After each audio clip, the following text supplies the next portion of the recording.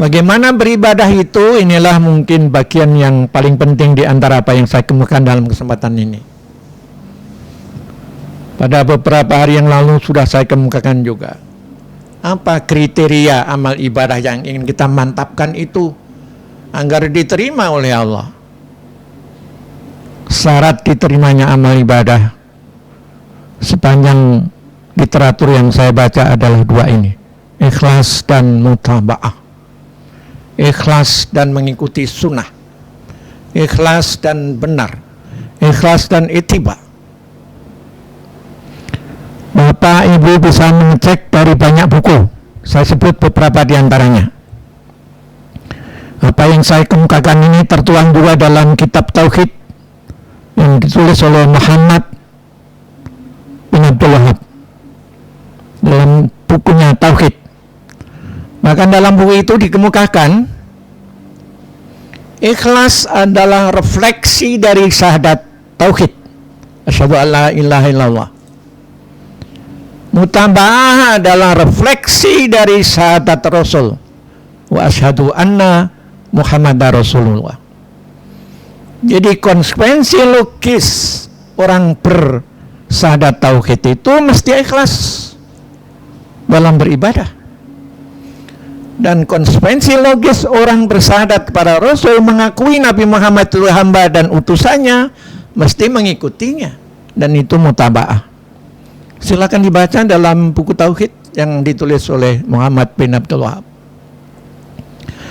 Kita juga bisa menemukan dalam buku kitab yang ditulis oleh Ibnu Taimiyah,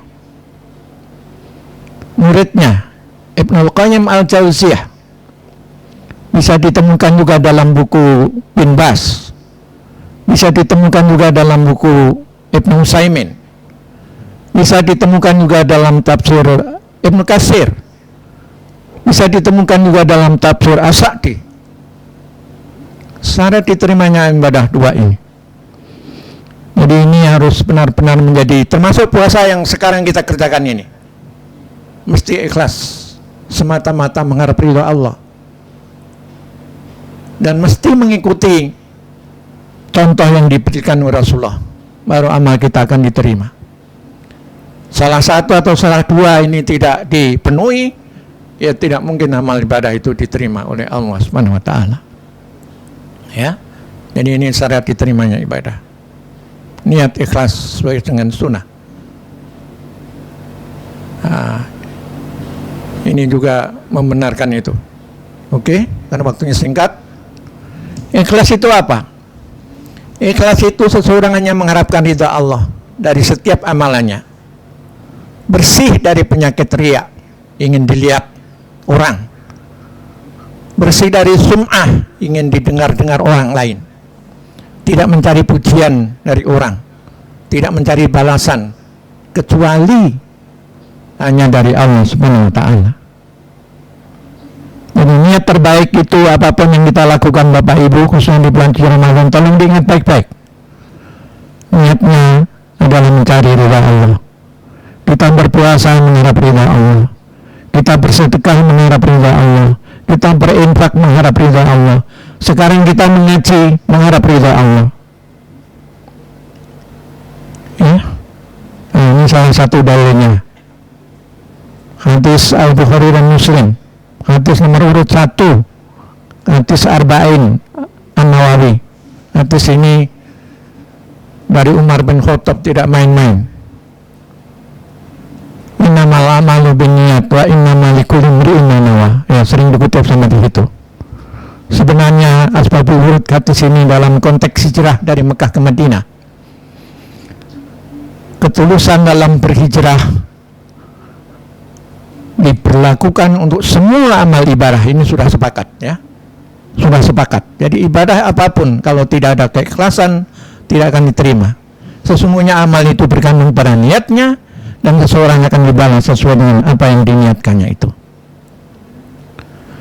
Nah, kemudian kita juga bisa temukan dalam Al-Quran surah Al-An'am ayat 162 163. Qul inna sholati wa nusuki wa mahyaya wa mamati lillahi rabbil alamin katakanlah sungguhnya sholatku, ibadahku, hidupku, matiku lillahi rabbil alamin, lillahi rabbil alamin, hanya untuk Allah Tuhan seluruh sekalian alam. Kata-kata hanya untuk Allah Tuhan seluruh sekalian alam ini adalah bahasa lain dari ikhlas semata-mata karena Allah. La syarikalah wa bidzalika umirtu wa anna awwalul muslimin. La syarikalah, tidak ada syarikat baginya. Wa bidzalika umirtu, yang demikian memang diperintahkan padaku, pada kita semua. Wa anna awwalul muslimin, dan aku termasuk orang yang pertama-tama berserah diri pada Allah Subhanahu wa taala. Ya, ini terjemahnya. Katakanlah sungguhnya salatku, ibadahku, hidupku, matiku hanyalah untuk Allah Tuhan semesta alam. Tidak sekutu baginya, dan demikian itulah yang diperintahkan padaku, dan aku adalah orang yang pertama-tama berserah diri pada Allah.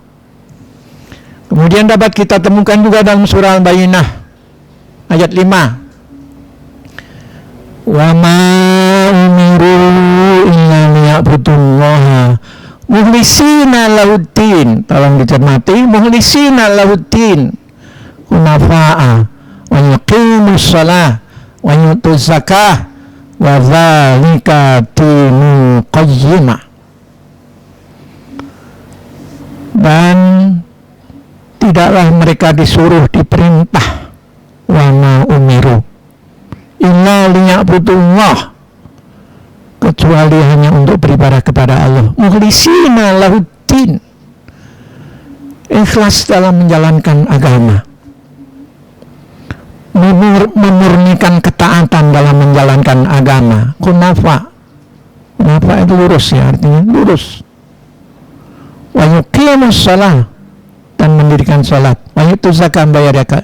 Wa dzalika dinul qayyimah, yang demikian itu adalah agama yang lurus, agama yang benar. Jadi agama yang benar mesti ada ketulusan, keikhlasan di dalamnya. Kalau tidak ada ketulusan, keikhlasan, ya ibadahnya itu tidak benar juga. Oke?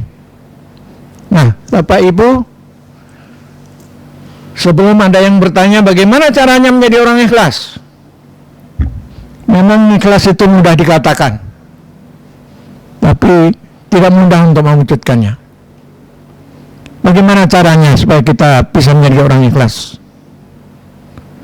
Mari kita belajar ikhlas dari surat Al-Ikhlas.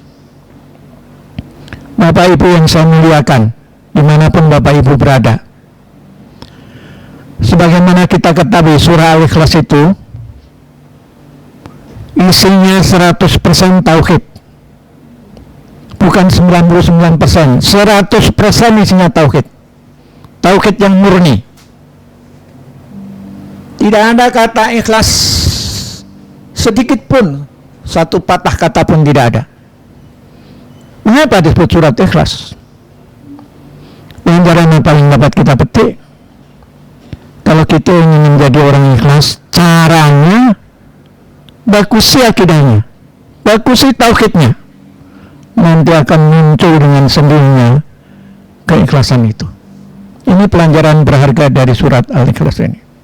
Jadi kalau kita ingin jadi orang ikhlas, benahi tauhid dengan baik, jaga kemurnian tauhid kita dengan baik. Dengan ada unsur kesyirikan, pasti itu mengganggu keikhlasan kita. Yang kedua, kalau kita ingin jadi orang ikhlas dalam hal berbuat baik, tidak usah disebut-sebut, tidak usah khawatir. Malaikat sudah mencatat. Malaikat sudah mencatat. Walaupun tidak kita sebut-sebut, tidak kita omong-omongkan, malaikat sudah mencatat, sudah merekam. Tidak disebarluaskan melalui media sosial juga tidak apa-apa. Sudah terekam dengan baik, sudah tercatat dengan baik. Kalau disebarkan lewat media sosial atau apapun, harus benar-benar menjaga hati, jangan sampai terganggu keikhlasan hati itu. Itu saja pesan saya, ya. Keikhlasan harus dijaga baik-baik. Nah, ini tadi ayat yang sudah saya baca, ya. Sekali lagi, Surah Al-Ikhlas ini 100% isinya tauhid. Mengapa disebut surat Al-Ikhlas? Karena tauhid itu merefleksikan keikhlasan, menghasilkan keikhlasan, melahirkan keikhlasan. Sekali lagi, kalau kita ingin menjadi orang ikhlas, benahi betul-betul, jaga betul-betul tauhid kita. Kemudian yang kedua, saya ingin mengajar keikhlasan dari akar pohon. Akar pohon itu bagian dari ayat Allah. Ayat Allah itu kan ada dalam Al-Quran yang sering disebut dengan ayat-ayat qauliyah. Tapi juga ada ayat-ayat Allah di alam semesta.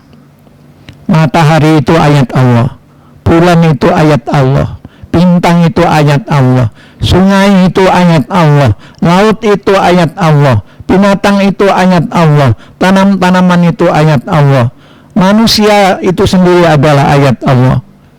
Termasuk akar pohon ini ayat-ayat Allah. Itu bagian dari ayat Allah. Inna fi khalqis samawati wal ardi wa ikhtilafil laili wan nahari la ayatil liulil albab. Jadi yang namanya ayat Allah itu ada yang ada di dalam alam semesta ini juga, yang di langit, di bumi dan sebagainya.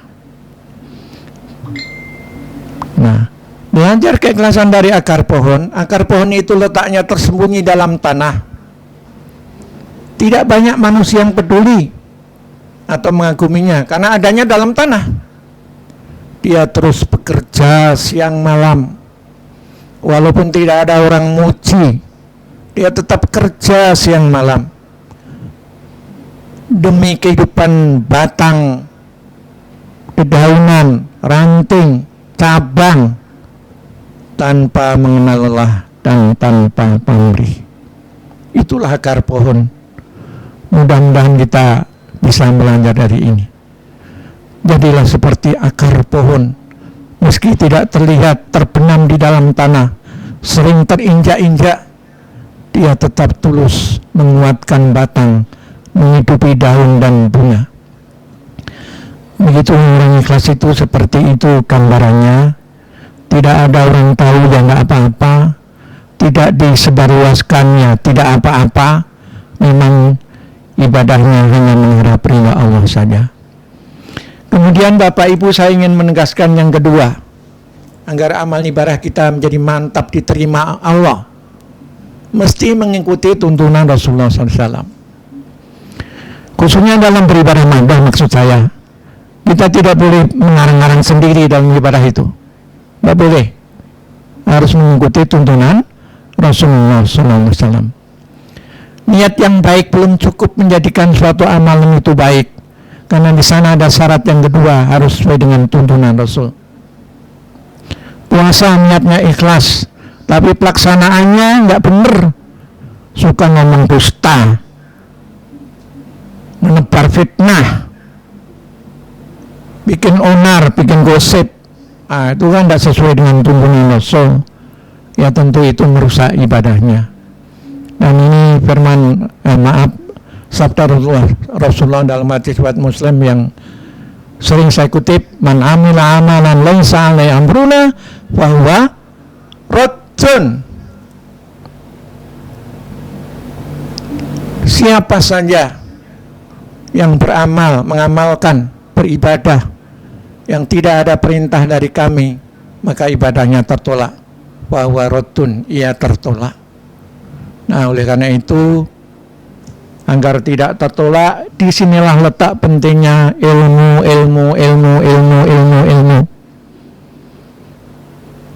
Beribadah tanpa ilmu bisa dipastikan tidak benar. Beribadah itu kan tidak pakai ilmu, mesti pakai ilmu. Membaca Al-Quran tidak pakai ilmu, pasti banyak salahnya. Sholat tidak pakai ilmu, pasti banyak salahnya. Puasa nggak pakai ilmu, banyak salahnya. Nah, karena itu begitulah pentingnya ilmu mendasari semua amaliyah kita, mestinya begitu. Itulah sebabnya kita semakin paham mengapa 5 ayat itu, perintah pertama itu membaca, bukan sholat. supaya paham dulu, mengerti dulu. Jangan mengamalkan suatu amalan tidak pakai ilmu. Ini firman Allah, pantas kita renungkan surah Al-Isra ayat 36. Wala takfu ma laisa laka bihi ilmun. Inna sam'a wal basara wal fu'ada kullu ulaika kana anhu mas'ula. Dan janganlah mengikuti sesuatu apa saja yang kamu tidak ada ilmunya. Kira-kira terjemahan bebasnya begitu.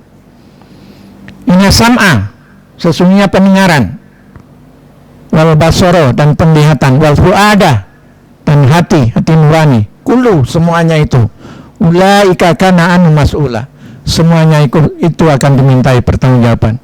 Jadi Bapak Ibu, ayat ini mengingatkan kita semua, kalau mengikuti itu mesti pakai ilmu, jangan tidak pakai ilmu, harus pakai dasar. Kalau anak kecil boleh ikut-ikutan, kalau udah tua-tua jangan ikut-ikutan.